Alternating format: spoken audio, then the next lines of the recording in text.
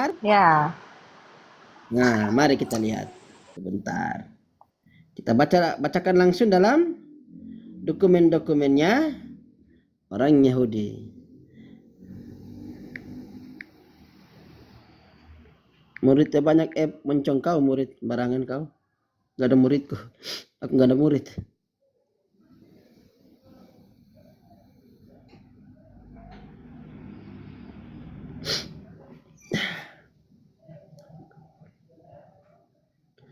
Tanya Eliezer kan. Nah, jadi kalau Eliezer ya, ini agak panjang tapi ambil poinnya saja ya, yang penting-pentingnya saja.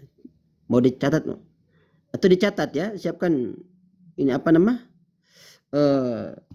Notes terkait Eliezer kan. Jadi kalau dibaca dalam terjemahan ini, terjemahan beleng-beleng atau TB, nanti dia diterjemahkan aku adalah aku. Benar? Iya, framingnya gitu. Nah, padahal itu bukan terjemahan yang sebenarnya. Jadi Asir itu artinya aku senantiasa ada sebagaimana aku senantiasa ada. Itu yang sebenarnya. Ya kalau mungkin di dalam misalnya ya Hayul ya Koyum tadi ya, yang maha hidup ya. Nah, cuman Asir itu tidak ada kaitan dengan Yahayum Yakoyum tadi. Itu mualafnya itu ngomong nggak tepat itu. Nah, sekarang kita lihat ya. Bentar. Nah, ini Yasir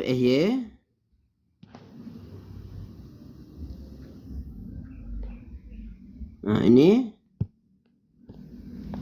kelihatan ya. Nah. Jadi Yasir ini bukan aku adalah aku ya.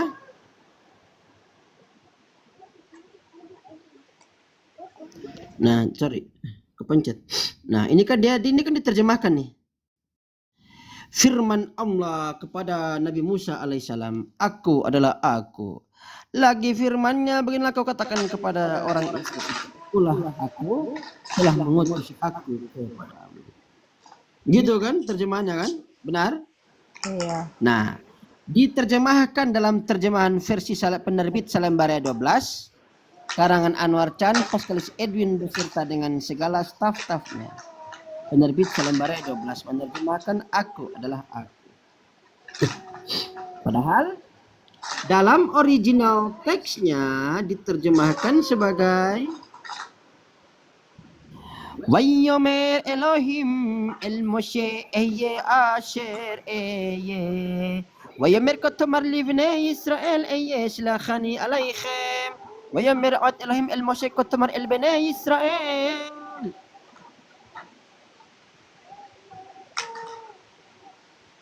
Kayak gitu bacanya. Jadi berkatalah Elohim kepada Nabi Musa alaihissalam. Jadi ini Elohim sementara ngomong sama Nabi Musa alaihissalam. Aku senantiasa ada sebagaimana aku senantiasa ada. Wa mirkotomar li bani Israel. Dan aku berkata, beginilah yang harus engkau katakan kepada Bani Israel. Aku aku yang akan selalu ada, selahani dia telah mengutus aku. Ya, alaichem, untuk kalian. Pertanyaannya, Yasir itu apa sih? Nah, ini. Nah, kalau orang Yahudi tafsirnya seperti ini. Ntar, pindahin dulu. Coba kita baca ya. Nah, jadi kalau yang kayak gini-gini ya, di Kristen nggak ada. Di Perjanjian Lama pun nggak ada. Mau cari sampai Amandel pun nggak bakal dapat. Asher Harishon Shem Vihasheni ya. Piros Hashem kilomar shmi לפי שאהיה ואעמוד לעולמי עולמים בלי תכלה ושאהיה عمهم شآغالم يا مشبلوت متصريم وشمزيسل هوايا مشار يعقوب لبني كدت خدتيف وهيا هشم عمهم وهشيف اتخم كلمي يا سيبشر لكم جئولات متصريم بلشون هوايا عم بشرات يا بشرات هفقدا تآمنوا لدبراف וכן עשו שבאו משה ואהרון והזכרו להם שם זה של הוויה מיד ויאמן העם כי פקד. Oh siap. Tahu artinya? Nggak tahu. Nggak tahu. Kenapa nggak tahu? Karena saya bukan Jelaskan. orang Israel. Oh, karena bukan orang Israel. Aku jelaskan ya. Nah, pertanyaannya, mengapa Tuhannya orang-orang Yahudi itu disebut dengan Ehye tadi? Yang pertama karena aku itu kekal. Ehye, ya. Ehye, ve amud li olmei olamim. Karena aku itu kekal, tidak berubah. Karena itu aku adalah Tuhan yang paling dapat diandalkan. Dalam arti untuk penolong dan juga sebagai penyelamat. Dan dapat diandalkan karena aku akan selalu ada. Rentang hidupku bukanlah seperti disyaratkan kata itu sebagai periode yang tak terbatas. Tetapi aku tidak tunduk pada batasan apapun. Ya, aku akan tetap berada di pihaknya orang-orang Yahudi ini. Ya, pada saat aku menebus mereka dari penderitaan Mesir. Seperti yang telah dijanjikan oleh Nabi Yakub alaihissalam kepada Nabi Yusuf alaihissalam. Dengan kata lain, nama yang diungkapkan kepada Nabi Musa alaihissalam di sini oleh Tuhan bukanlah nama yang baru. Nabi Yakub alaihissalam sudah sangat familiar, sudah sangat mengenal dengannya. Dengan nama tersebut, itu merupakan salah satu atribut dari Tuhan yang mempunyai banyak atribut. Ya. Tuhan memberitahu Nabi Musa alaihissalam bahwa siapapun yang melegitimasi dirinya berbicara atas nama Tuhan disebut Ehye. Ya, akan dipercaya faktanya bangsa Israel memang mempercayai Musa alaihissalam ketika ia mengidentifikasi dirinya berbicara atas nama Tuhan ini seperti yang kita baca. Demikian. Jadi ini terkait dengan Tuhan itu, bahwa Tuhan itu adalah yang kekal. Ya. Nah, disitulah aku mau kasih mau tanyanya. Tadi kan disebutkan Tuhan yang kekal. Nah, berarti masih ada korelasinya dengan Esyer dan Hayya Hayul Yakoyum. Benarlah itu kalau dibilang Esyer itu sama dengan Ya Hayul Yakoyum. Karena itu Ya Hayul Yakoyum kan yang maha hidup, yang maha kekal. Betul tidak? Nah, seperti itulah kira-kira. Nah, benarlah kan apa yang diamalkan oleh Asif bin Barkiyah tentang Esyer tadi.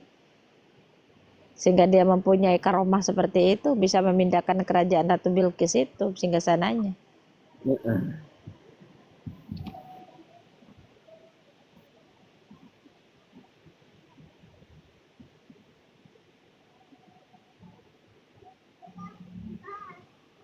Jadi sekarang paham ya? Paham. Tapi masih nggak bisa, nggak ngerti bahasa Ibrani. Makanya aku terjemahkan biar ngerti kan? Berapa tahun sih belajar bahasa ini, Bang Soeb?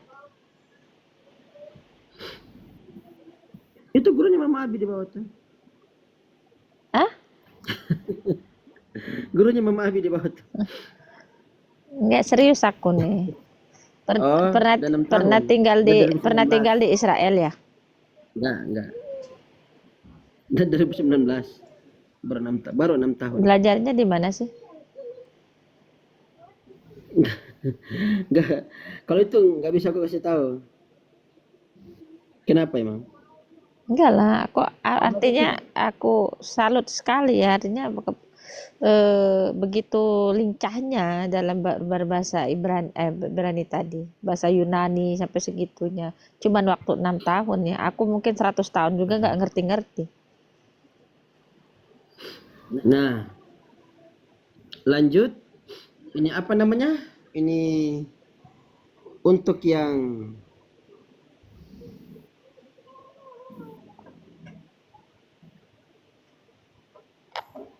apa tadi? Ini sekarang apa lagi?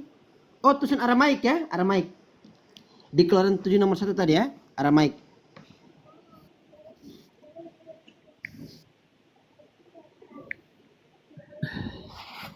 طوف أمتي فلافينيوت يودي كل نشتروت شومي عتفلو تي ممديو خطان لفنيخا رحم علينا.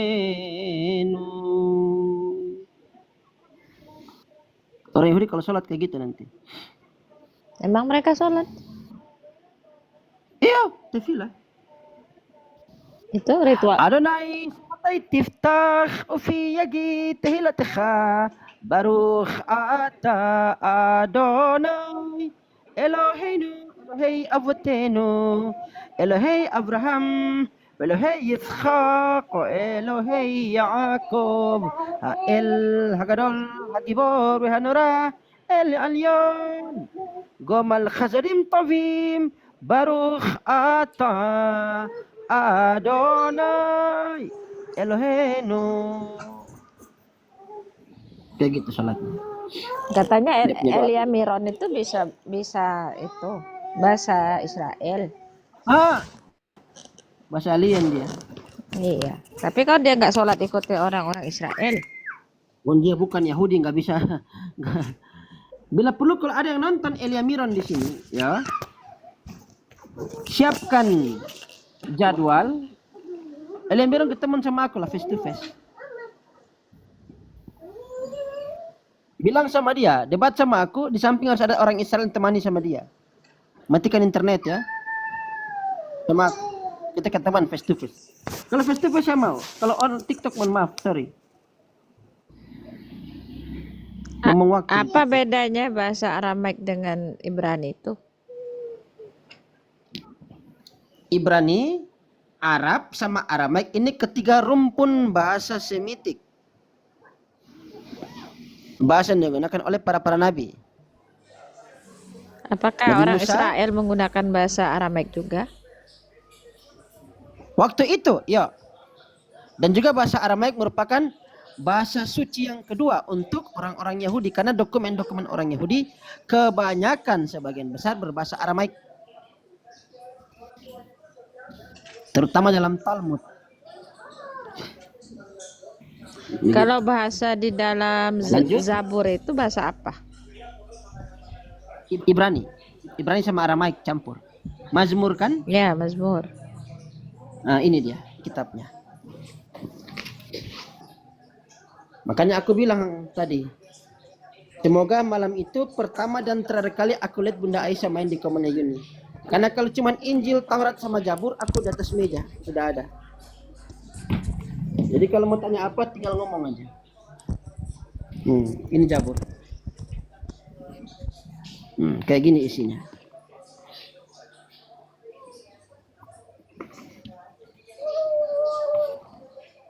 Printed in Israel. Jelas? Nggak beli di sini. Mau bolak-balik Jakarta 69 kali nggak dapat buku ini. Sama ini warna hijau ini. Mau bolak-balik keliling Jakarta 69 kali nggak dapat buku ini. Dua ini. Nggak ada. Jadi cuman kelas Ilamiran kalau baca kitab masih di Google. Oh sorry.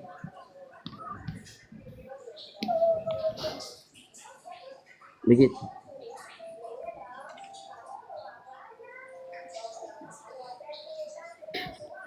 Lanjut.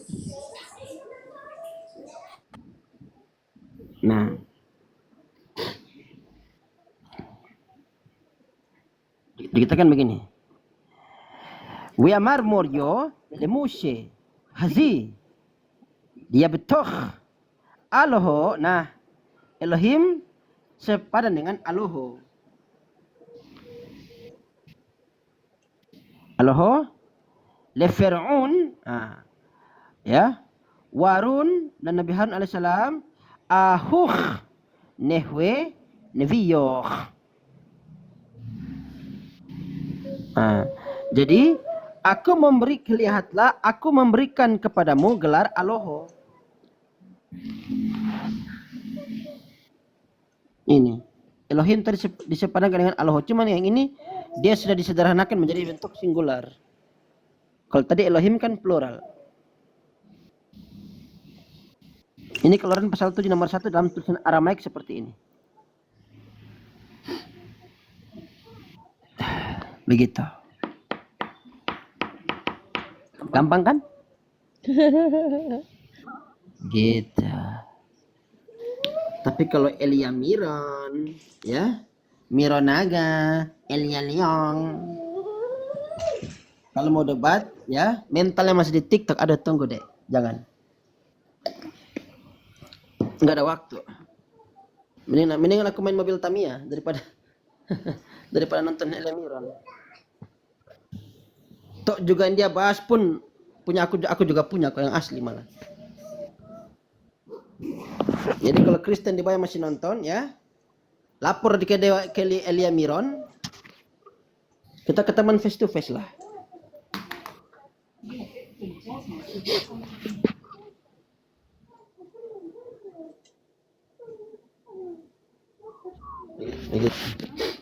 Ya. Jadi kalau misalkan permainan debatnya masih di dalam TikTok, ya, kemudian aku main mobil Tamiya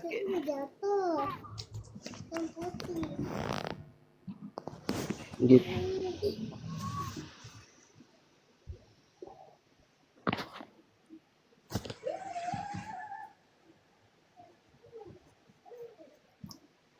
Sampai sini jelas? Atau ada yang kurang paham? Saya tahu.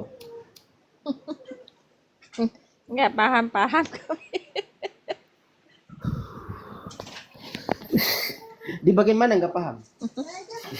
Bahasa Aramaiknya nggak paham. Tapi ini ketika aku artikan tadi, ini kan, nangkap kan? Ya kalau dari bahasa Indonesianya. Nah,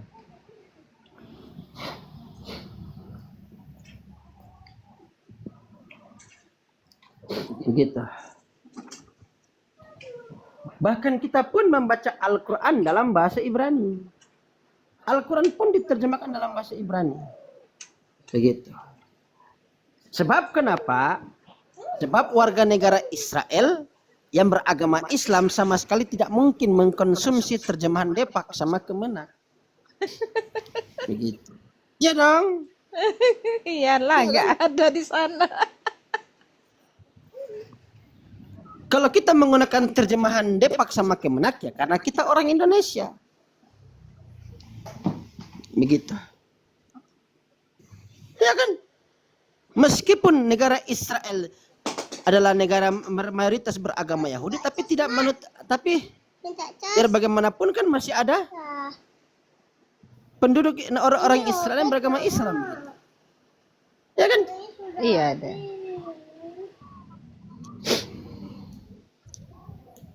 Jangankan di Israel, di negara Yunani pun, ya, kan juga ada warga negara Yunani yang beragama Islam. Berarti warga negara Yunani yang beragama Islam tidak membaca terjemahan Depak sama Kemenak. Begitu.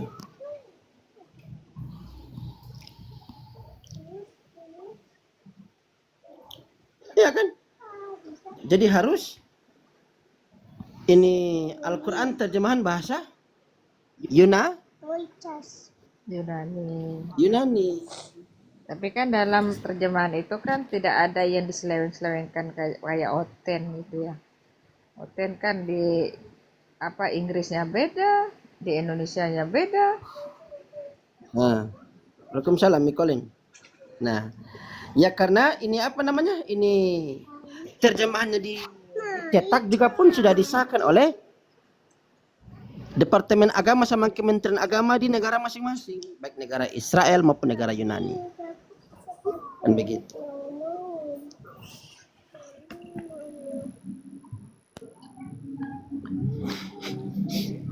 Ya,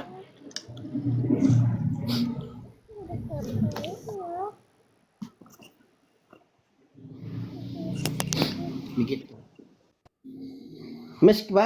Meskipun negara India sebagian mayoritas beragama Hindu Buddha, ya, tapi juga kan ada agama Islam di sana.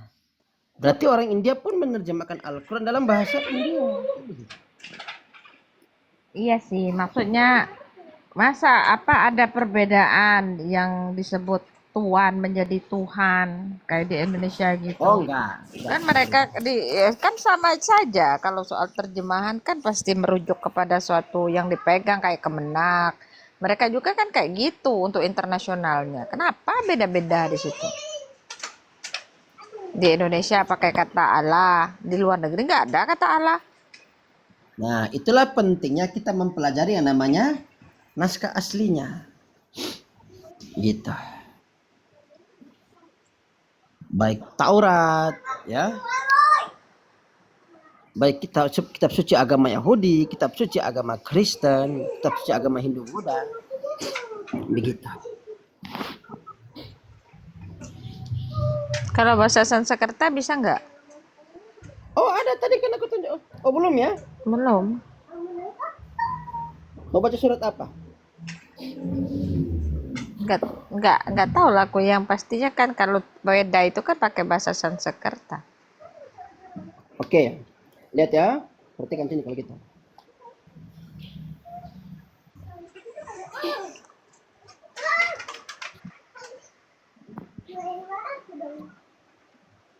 Sanskerta kan? Iya, Kita tahan dulu. Nah. Ini kelihatan? kelihatan. Bentar. Mau kopi dulu. Ini kelihatan kan? Iya. Ya.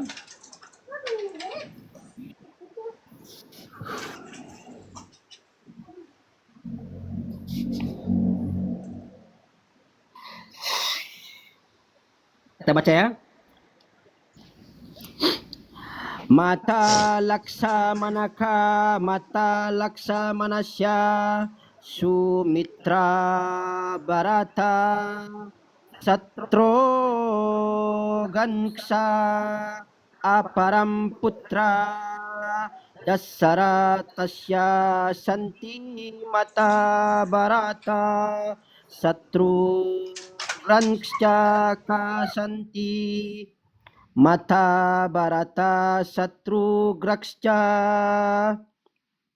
Kaikeyi Dewim Santi Kausalya Kaikeyi Sumitrakscha Barya Dasaratasya Santi Dasarata Tritiyam Baya Asti. Kayak gitu bacanya.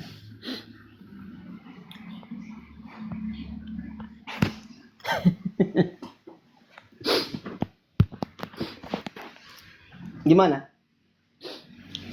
Dari mana asal kata akar kata dari Sanskerta itu? Apakah juga dari Aramek juga? Oh, bukan. Kalau Sanskerta masuk kategori rumpun bahasa Arya.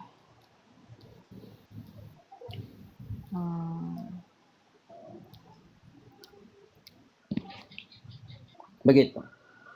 Iya ya.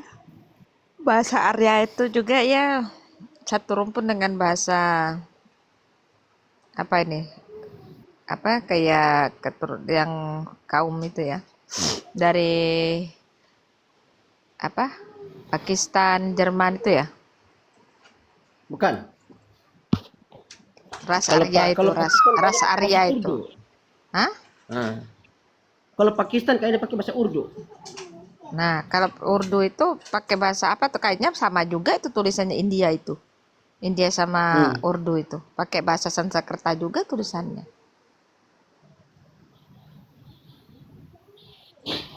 Kalau Urdu dia pakai bahasa Arab, Arab cuman ya. Arab. titik-titiknya agak agak dipindahkan gitu. Iya. Kadang-kadang huruf fa dia pakai titik 3 yang kayak huruf sya. Itu kalau India itu India itu yang tadi, yang Hindi tadi itu. Jadi tadinya India itu dia nggak ada aksara, dia meminjam aksara dari bahasa Sanskerta. Nama aksaranya adalah Devanagari. Jadi nama bahasanya Sanskerta. jadi Nama antara aksaranya adalah bahasa Devanagari. Urdu dan bahasa India itu berbeda ya. Tapi kayaknya sama sih. Mereka ngerti bahasa Urdu dan bahasa India itu. Kalau yang apa nama? Ini kalau yang Urdu dia pakai bahasa Arab, cuman dia punya titik-titiknya agak dipindah-pindahkan. Kayak fa, kadang-kadang huruf fa dia pakai titik kayak huruf sya itu loh, titik 3. Kayak Arab gundul itulah ya. Nah seperti itu lah. Waalaikumsalam. Lah kalau India itu bahasanya bahasa apa ini? Bahasa Hindi. Hindi ya. Cuman Hindi. aksara yang dipakai sama dengan aksara Sanskerta. Aksara ya. Iya.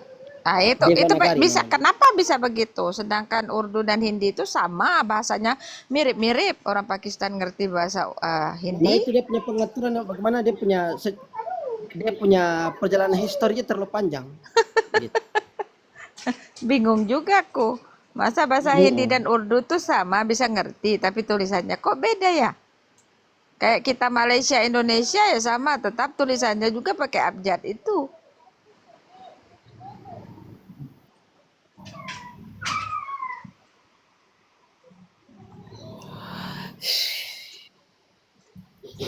Tapi kurang lebih tadi kan lihat semua kan? Mau Sanskerta, mau Ibrani, mau Yunani, mau Aramaik ada semua. Nah, kalau Jadi jangan lagi Yunani dari rumpun apa? Yunani masuk kategori Indo-Eropa. Oh, beda lagi ya. Yunani, Latin, Espanyola, Italiano. Tapi Dan abjadnya apakah sama? Abjad Yunani, ha. Enggak. Kalau Latin kan, nah kita ini orang Indonesia kan pakai aksara Latin. ABCDE itu. Oh. Kan dari Latin.